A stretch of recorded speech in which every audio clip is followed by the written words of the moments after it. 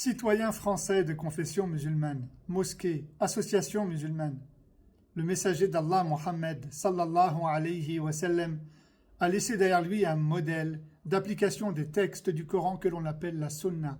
La sunna, c'est le chemin, la voie d'interprétation du Coran mis en application par le prophète lui-même.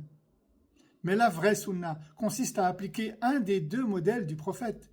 Le premier modèle quand il vivait à la Mecque, dans la société mécoise non musulmane, au commencement du message, et le second modèle, c'est lorsqu'il est parti s'installer à Médine et qu'il a construit la société médinoise pro-musulmane à la fin du message.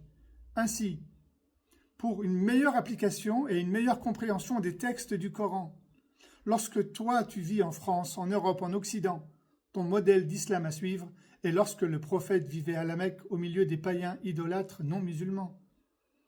Puis lorsque tu iras t'installer dans un pays arabo-musulman, ton autre modèle d'islam à suivre consiste à imiter le modèle d'islam du prophète quand il vivait à Médine dans la société médinoise pro-musulmane. Ainsi, la vraie sunna du prophète consiste à savoir s'adapter et à adapter sa pratique en fonction du contexte sociétal dans lequel tu te trouves.